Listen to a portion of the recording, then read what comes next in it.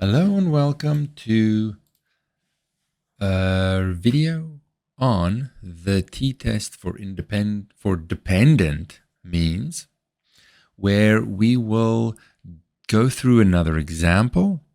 This time, so if you remember and you've looked at the previous videos, we've discussed the basic concept and the idea with some examples.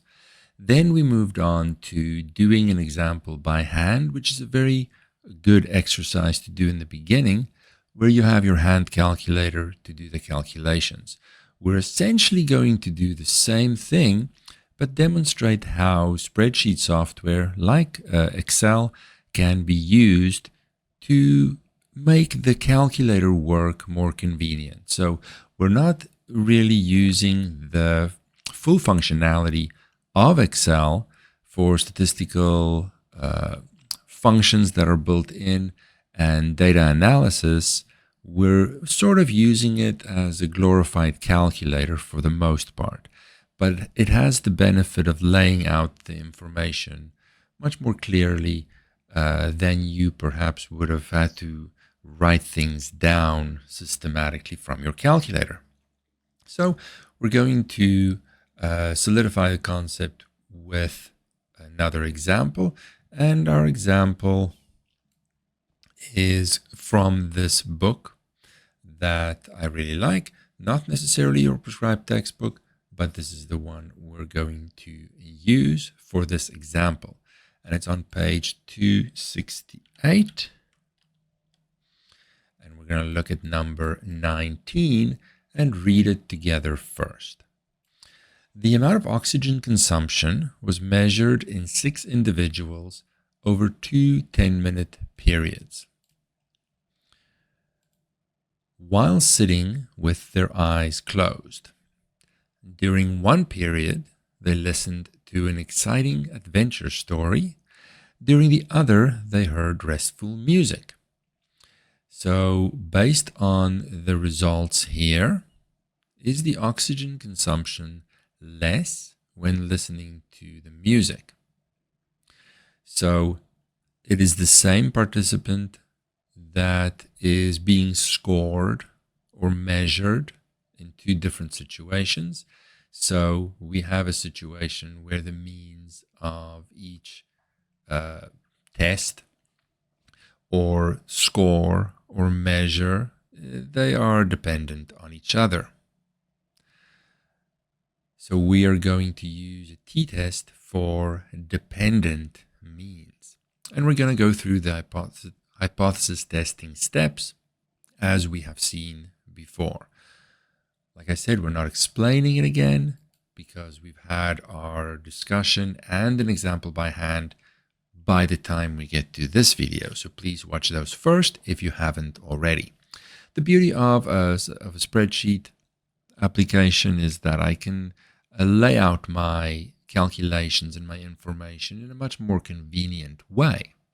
So I have the participations here, 6 of them, and I have the story, which we'll view as the before scores, and the music situation, the oxygen consumption levels. Those are our after scores for the same people. So then we're going to calculate our different scores as we start with an equal because it's a calculation, as after minus before. Instead of doing it by hand, we can use this as a calculator. And then the beauty is, you see here that it took this cell's information and subtracted the pink cell's information. I can now take this and the bottom right there where the cursor changes, drag it down, and then the formula gets copied. I can test it over here, and the reference cells move according to where my answer goes, exactly what I want. So this way I can very quickly calculate the different scores for all of these. Then we want to calculate the mean. Let's put the mean here. I'm going to make it green. Green is sort of formula cells, or where I calculate something. Yellow is where I have given information, like input cells. We're going to calculate the mean as simply the average of the difference scores. So we have a built-in function for that, average. I see it over there. As soon as I type a few letters, double click on that, and I'm going to select all these and then close my bracket like so. And then enter. So we have a mean difference score of negative 0.3.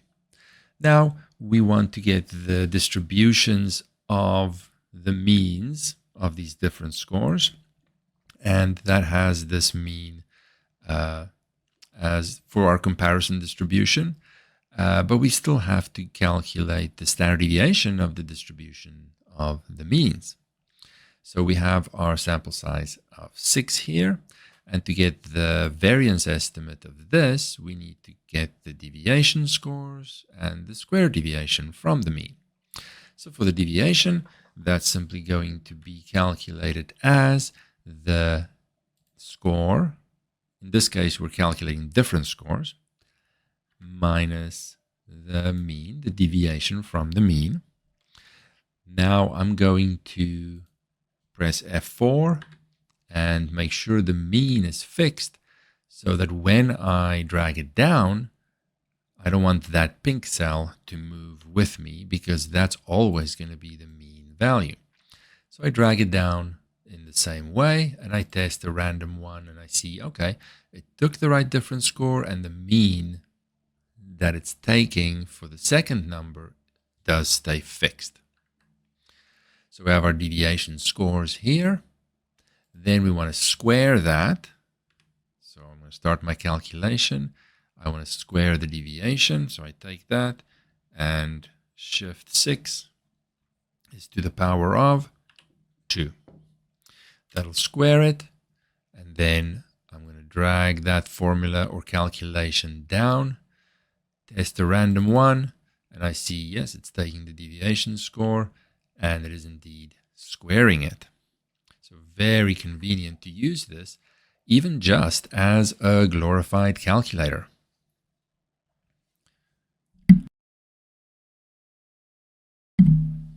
So now I need to calculate the estimate of the variance of these difference scores as the sum or the sum of the square deviations divided by n minus 1. So we're going to go start here and we're going to go to our sum function and we're going to select everything we want to add up, and then we have to close the bracket like so, and then I'm going to divide by our n minus 1. But of course I have to put that in brackets. Now I can put in just a 5, I admit, but to be clear, I'll use the n and I'll subtract 1 like so, just to be a little bit more proper. You could have put that in as a 5 from the start. So there is the estimate of the variance, the unbiased estimation for our population of difference scores. But we are, of course, looking for a comparison distribution, that is the distribution of means of this. So let's reference the formula here. Let's go to the very top. Where do I go to the top here? I want to go to formula sheet. Let's go to the very start, just so I can show what I'm thinking of. Here we have the variance of a distribution of means is the variance of the population of individuals, in this case, individual difference scores, divided by the number of individuals in each sample. So I have to take my, now this is for the population, but the exact same thing is here for the estimate. So I have to take my variance estimation of the population and then divide it by the sample size to get the variance estimation for the distribution of means. So that's simple enough to do. We're going to take our variance estimate and we're going to divide by the sample size. So see how I'm much more efficient in my calculations because I don't need to type in numbers. I just reference cells where those numbers are already placed. And we get an answer like that. I don't even have to worry about accuracy. I don't have to worry about writing it down again. It's much more convenient. But I'm really doing the same things I could have done with my hand calculator. Now, we're of course trying to estimate the variance because our t score is calculated like so, essentially. The mean of our population, or our comparison distribution estimate, minus the mean under the null hypothesis, which we'll mention soon, divided by the standard deviation estimate of the comparison distribution, the distribution of means. So we need the standard deviation, not the variance. So we need to take the square root of that variance. And there is a function sqrt. Now let's suppose I had no idea, right? I didn't know what that looked like. I can always click here up where there's a little f function. And I can search a whole bunch of functions. I want to search for, now I can't make this bigger, unfortunately, if it's small on your screen. I want to search for the square root because that's what I want to do. But I don't know, perhaps, what that function is called. It'll give me a couple of relevant options, and I can click on the one I think, and then there's a description that says returns the square root of a number. Yeah, that's exactly what I want. I can click on OK, and then it asks me, just like in the brackets there, I could have typed it in, or it asks me here, what square root, the number of what? Oh, sorry, the square root of what do you want to calculate? I want to calculate the square root of this number. And I press OK, and you see here I could have typed that in as well if I know what the function name is. And you'll see familiar functions coming up over and over and over. So you do get used to it pretty quickly. So now we have everything we need to calculate our t-score. Just remember that we, based on the question, let's go to the question again, 268, number 19 here. We were interested in testing with a 0.01 significance level. Is the oxygen consumption less when listening to music? So from story to music, do I have a lower oxygen consumption? So I'm testing if the mean has decreased. So the mean deviation, I kind of want to be confirmed as negative. So I will just update this briefly. So the null hypothesis is that there is no difference and the mean difference score is 0 for my population, and the research or alternative hypothesis is that it is less than. That's specifically what I'm testing. So this is going to be a one-tailed t-test. So we need to keep that in mind when we determine the cutoff. So let's determine the cutoff next. And maybe a picture might be useful here. So let's draw a little picture. Now, I'm just going to draw on the screen because I don't want to bother with Excel to be too fancy here. Let's just do something like this. Did I click it? Sure. So if I'm looking at my t distribution, let's draw a little wobbly here. It's sort of like a bell curve, but the tails are a little fatter, but I can picture the same thing. We're looking for the left cutoff so that this over here is my alpha of, in this case, 0.01 t distribution. Now, I didn't say here the degrees of freedom. Maybe I should do that real quick. I can just insert a line here. Maybe I want the degrees of freedom for my t-test, right? Right-click, insert a new row. Maybe I want that to be degrees of freedom. And I'll make it green because I'm calculating something, but it's very simple. It is simply n minus 1. Now, I didn't need to do that because it's such an easy number. I could have put it in manually when I reference the t-score or think about which t-distribution I'm looking at. But it's nice to have it all laid out there. That's the benefit of having a spreadsheet. So I want to calculate this. Let's make this green as well because I'm definitely calculating something. I have the option, like before in our previous example, of looking it up in a table. But the table takes a little jumps to just be more convenient in a book. All of that information is actually in Excel already. So if I click on my formula or insert function tool, I'm going to move this so it doesn't overlap what I've written down. I want to search for t distribution. Now there's a whole bunch of probability distributions that it has information on. I'm going to scroll all the way down almost to t distribution. Now I know it's a little small. I can make this bigger. I have t distribution. I have a two-tailed, right-tailed. Then I have the so let's look at what t distribution says. It's taking an x, the degrees of freedom. It's a cumulative distribution. Then it returns the probability, the cumulative probability. That's not what we want. We have the probability of 1% or 0.01. We want to return this t value. So we want to look for the inverse. And we see there, it is returning the left-tailed inverse. In another situation, I could have a two-tailed test, then I would maybe use that. So just be aware there are different ones. So I'm going to go with that.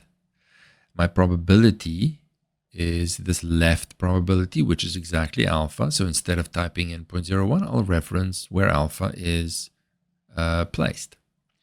The degrees of freedom, I have that as well. That's over here, 5.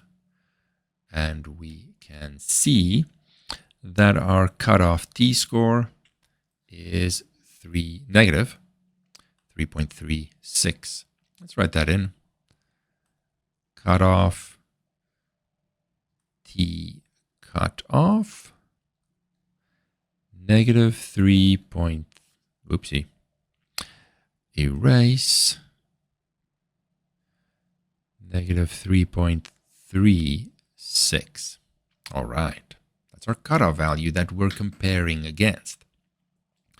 Now I need to calculate my observed t-score. So let's start our calculation. Now I'm going to have to, I'll emphasize that at the top, whoopsie, I can never press. I wanted to press the back arrow to go into my brackets. It doesn't like that. I'm taking the observed difference, mean difference, and I'm subtracting the population mean under the null hypothesis, which is 0. I know I don't have to put that in, but I wanted to just for illustrative purposes. And then I'm dividing by my estimate of the standard deviation of the comparison distribution, which is this guy. See what we get? We get a negative, I guess that was green too, yes. Negative 2.4. So let's just visualize where that sits. Since these questions usually tell me, let's make it red. It's important. These questions usually tell me to draw a rough picture anyway. So I see, unfortunately, now I'm just going to give myself some space here. We have a t cutoff of negative 2.44 if I round, not cutoff, t observed of negative 2.44-ish. So we can now make our conclusion in our hypothesis test and say something like, let's say here, since our t, we can say t observed or t cutoff is unfortunately greater than t cutoff, or t observed is greater than our t cutoff. We wanted it to be more extreme. Then it would suggest that, okay, yeah, this red guy does not belong to this distribution. It's so unlikely to get things this far out. That would be strong enough evidence, but we didn't get that, unfortunately. So we can say the evidence is not strong enough to suggest that, let's say here, the null hypothesis is not true. I mean, we can't say it is true, but there's no evidence to really suspect that it is false. So we will not reject the null hypothesis. We're not saying it's true. The sample we had just led us to evidence that doesn't suggest that the mean difference is actually significantly less. So there we go. There is our another example using spreadsheets for calculations of a t-test with dependent means. That's the end of this example. We'll end with a little advertisement, and then I will see you in the next one. Welcome to MathCats, where we aim to better understand mathematics.